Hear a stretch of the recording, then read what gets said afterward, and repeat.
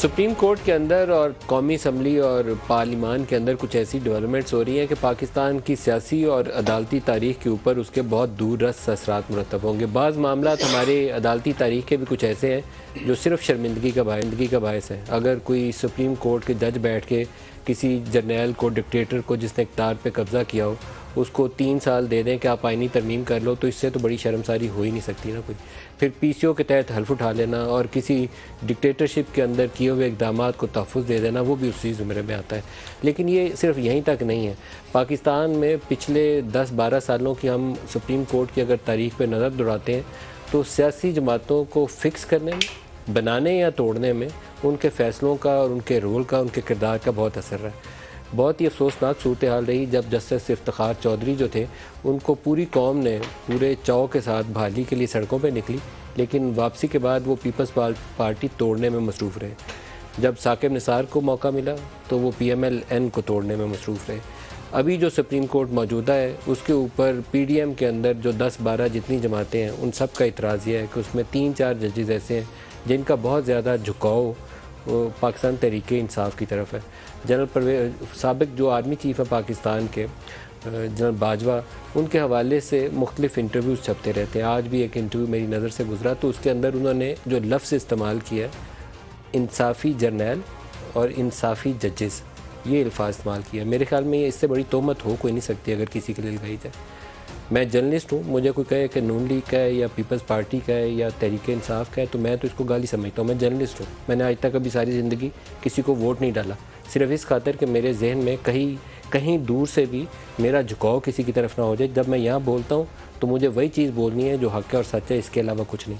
تو جو جج ہے، جو جرنیل ہے، اس کے اوپر اس سے زیادہ اطلاق ہوتا ہے، وہ حلف اٹھا کے اپنے ایک آفس کا اس جگہ پہ پہنچتا ہے، تو وہ کون سی چیز ہے جس کے تحت اس کو انصافی جج یا انصافی جرنیل کہا جا سکتا ہے؟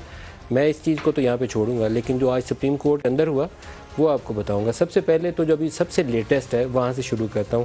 ہمارے ساتھی ہیں سپریم کورٹ کور کرتے ہیں، ذوالقرنین اقبال۔ ذوالقرنین نے ابھی خبر دی ہے، جسٹس قاضی فائز عیسیٰ، وہ ایک حافظ قرآن کے نمبر دینے کا کیس ہے، اس کے اوپر سماعت کر رہے تھے۔ 3 رکنی بینچ ہے اور 3 رکنی بینچ نے بیٹھتے ساتھ ہی جو فیصلہ دیا ہے وہ میرے خیال میں ڈائریکشن سیٹ کر رہا ہے کہ سپریم کورٹ میں آئندہ آنے والے دنوں میں کس نوعیت کا بھونچال آنے والا ہے اور کیا راہ اس کی طے ہونے والی ہے۔ انہوں نے کہا کہ جب تک یہ جو رولز نئے فریم ہو رہے ہیں سپریم کورٹ کے 184(3) کے حوالے سے، از خود نوٹس کی سماعت کا جو دائرہ کار ہے اس حوالے سے، تب تک جتنی لیٹیگیشن 184(3) کیا اس کو روک دیا جانا چاہیے۔ 3 رکنی بینچ میں 2 نے اس کے حق میں فیصلہ دیا ہے، 1 نے اس پہ اختلافی نوٹ لکھا ہے۔ میں اس کے مین نکات آپ کو پڑھ کے سناتا ہوں۔ 9 صفحات پر مشتمل فیصلہ جسٹس فائز عیسیٰ نے تحریر کیا ہے۔ جسٹس شاہد وحید نے اس فیصلے سے اختلاف کیا ہے۔ آئین اور رولز چیف جسٹس کو اسپیشل بینچ تشکیل دینے کی اجازت نہیں دیتے۔ آرٹیکل 184(3) کے تحت دائر درخواستوں کے حوالے سے رولز موجود ہیں۔ سو موٹو مقدمات مقرر کرنے اور بینچز کی تشکیل کے لیے رولز موجود نہیں ہیں۔ سپریم کورٹ کے پاس اپنے رولز بنانے کا اختیار موجود ہے۔ چیف جسٹس آف پاکستان کو خصوصی بینچ بنانے کا اختیار نہیں ہے۔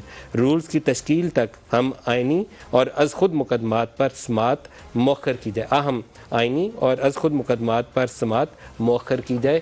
یہ جسٹس قاضی فائز عیسیٰ نے فیصلہ تحریر کیا ہے۔ کوشش کرتا ہوں کہ اگر ہماری ذوالقرنین سے بات ہو جائے تو مزید اس حوالے سے کچھ اپڈیٹ بھی ان سے لیں گے، لیکن اس سے بھی بڑا بھونچال آج دن میں سپریم کورٹ کے اندر آیا۔ سپریم کورٹ میں جب جسٹس مندوخیل نے ڈے بیفور یسٹرڈے انہوں نے پہلے ذکر کیا کہ 4 کی اختلافی رائے تھی، 4-3 کا فیصلہ ہے۔ کل انہوں نے وضاحت کی کہ یہ ہمارا انٹرنل معاملہ ہے، تو چیف جسٹس آف پاکستان نے ان کا شکریہ ادا کیا، اور اس کے بعد تحریک انصاف والے آئی ڈونٹ نو کہ ان کو کیوں خوشی اتنی محسوس ہوئی اس معاملے میں، وہ ڈھول بجا رہے تھے کہ وہ جتنی خوشی ہو رہی تھی پی ڈی ایم کو سب پہ پانی پھیر دیا۔ جسٹس مندوخیل نے یہ کہا کہ یہ ہمارا انٹرنل معاملہ ہے۔ جسٹس مندوخیل نے آج اس کے اوپر جو وضاحت سپریم کورٹ کے اندر کی ہے وہ یہ طے کر رہی ہے کہ یہ فیصلہ 4 ججز اپنی جگہ پہ کھڑے ہیں، ہلے نہیں ہیں وہاں سے۔ کیا کہہ رہے ہیں وہ؟ میں اپنے فیصلے اور شارٹ آرڈر پر آج بھی قائم ہوں، جسٹس مندوخیل کہہ رہے ہیں۔ یہ انٹرنل معاملہ صرف ہمارے رولز کا ہے۔ ہم 4 ججز نے از خود نوٹس اور درخواستیں مسترد کی ہیں۔ 4 ججز کا فیصلہ ہی آرڈر آف دی کورٹ ہے۔ 4 ججز کا فیصلہ ہی آرڈر آف دی کورٹ ہے۔ یہ order of the court chief justice Pakistan نے جاری ہی نہیں کیا ہے۔ آپ اندازہ کریے gravity of the situation. Supreme court کے ججز سپریم کورٹ کے بینچ میں بیٹھے ہوئے کہہ رہے ہیں کہ order of the court supreme court نے جاری نہیں کیا, یہ 4-3 کا فیصلہ ہے. جج صاحب کہہ رہے ہیں جو اس بینچ کا حصہ تھے. یہ دوسرا موقع ہے. پہلے یہ ہوا تھا کہ جو زبانی آرڈر دیا گیا کورٹ کے اندر اور جو آرڈر لکھوایا گیا اس میں فرق ہے. یہ پہلے 2 ججز اس کے اوپر سوال اٹھا چکے ہیں اور جسٹس مندوخیل نے تو آج اس کے اوپر مہر لگا دی. انہوں نے کہا یہ 4-3 کا معاملہ ہے, 3-2 کا تو تھا ہی نہیں. آرڈر آف دی کورٹ کدھر ہے؟ آرڈر آف دی کورٹ تو دیا ہی نہیں چیف جسٹس نے. آج عدالت کے ریکارڈ کی فائل منگوا لیں, اس میں آرڈر آف دی کورٹ ہے ہی نہیں ہے. آرڈر آف دی کورٹ پر تمام ججز سائن کرتے ہیں. جب فیصلہ ہی نہیں تھا تو صدر نے الیکشن کی تاریخ کیسے دے دی؟ اب یہاں سے ایک نیا کرائسس شروع ہوتا ہے. الیکشن کمیشن نے خط لکھا ہوا ہے, صدر سے مشاورت کی ہوئی ہے اسی آرڈر کی روشنی میں, اور جسٹس مندوخیل کہہ رہے ہیں ہم نے تو 4-3 سے ڈسمس کیا ہوا ہے. کس اصول کے تحت آپ نے مشاورت کی؟ صدر نے کس طرح تاریخ دی؟ جب آرڈر آف دی کورٹ آیا ہی نہیں تو الیکشن کمیشن نے عمل کیسے کیا؟ ممکن ہے کہ فیصلہ سمجھنے میں ہم سے غلطی ہوگی. الیکشن کمیشن کے وکیل نے کہا ہو سکتا ہے کہ ہم سے غلطی ہوگی ہو. کیا مختصر حکم نامے میں لکھا ہے کہ فیصلہ 4-3 کا ہے؟ جسٹس منیب اختر نے ان سے سوال کیا. کھلی عدالت میں 5 ججز نے مقدمہ سنا اور فیصلہ دے کر دستخط بھی کیے. یہ بھی جسٹس منیب کہہ رہے ہیں.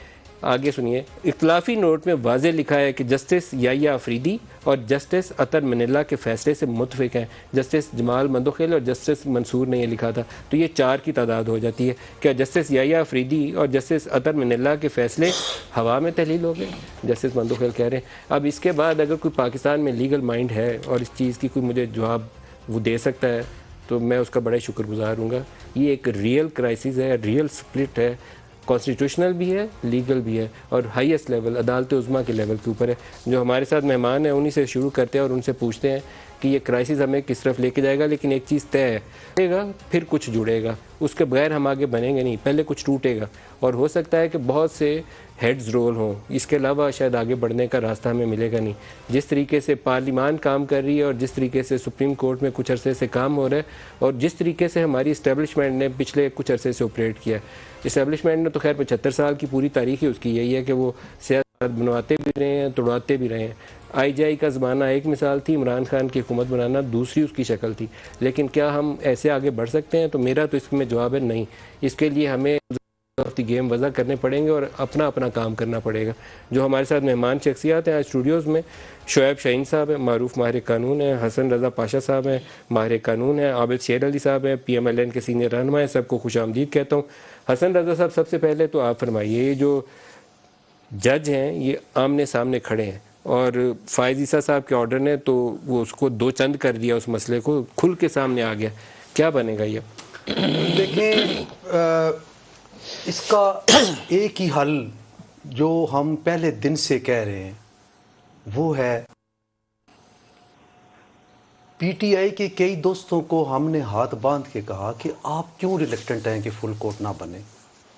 ایگو کے مسئلے ہیں, لائکنگ ڈس لائکنگ جہاں پہ باہر ہو رہی ہے وہاں پہ سپریم کورٹ میں بھی ایک بڑا سٹرونگ قسم کا ایشو بن چکا ہے. اور آپ دیکھیں کہ مخصوص کیسز کے لیے مخصوص بینچز. دوسرا فریق اعتراض کر رہا ہے کہ یہ جناب یہ ان کو کیوں آپ رکھتے ہیں. اور ہم نے 32 سال میری پریکٹس ہو گئی ہے, ہم نے ہائر کورس میں یہی دیکھا ہے کہ اگر کسی فریق نے کسی معزز جج پہ عدم اعتماد کا اظہار کیا تو وہ جج از خود علادہ ہو گئے بینچ سے. انہوں نے کہا کہ میں نہیں سنتا, کیس ریفر کر دیا کسی اور بینچ کو. آخر کیوں ناگزیر ہو گئے؟ کیا اس ادارے کی سالمیت کسی کو کوئی اس کی ضرورت نہیں ہے؟ اس کی بے توقیری اسی طرح ہوتی رہے. یہ ہے آج بھی بحیثیت ادارہ پاکستان بار کونسل, کل ہم نے پریس ریلیز جاری کی اور اس میں بھی یہی گزارش کی آنریبل چیف جسٹس صاحب کے پاس کہ آپ فل بینچ کانسٹیٹیوٹ کریں. اس وقت سر یہ جو اعتراض اٹھایا گیا ہے اس کی کیا وجوہات ہیں کہ بینچ تشکیل چیف جسٹس نہیں کر سکتے, 1 مین شو نہیں ہو سکتا؟ میں نے اتنے اسٹرانگ ورڈز کبھی آج تک سٹنگ چیف جسٹس کے لیے ساتھی ججی سے نہیں سنے. یہ آئی ہے سپریم کورٹ کے اندر سے آواز, لیکن اس سے پہلے سپریم کورٹ کے باہر سے یہ آوازیں آ رہی, میں پہلے اندر والی آواز بینچز کی تشکیل. سپریم کورٹ کے اندر سے فائز عیسیٰ پہلے بولے جی, پھر 2 ججز نے تحریری آرڈر 27 صفحے کا دے دیا, پھر مندوخیل نے آج پھر بول دیا. یہ کیوں آواز آئی ہے؟ یہ اس لیے کہ صورتحال جو سامنے نظر آ رہی ہے. مثلا ہمارے ایک دوست نے ریسرچ کی ہے, سپریم کورٹ کے وکیل ہیں، انہوں نے یہ ریسرچ کی ہے کہ ایک معزز جج صاحب 73 اہم نوعیت کے کانسٹیٹیوشنل کیسز کے بینچز میں شامل ہوئے ہیں. ایک جج صاحب ایک جج. 73 میں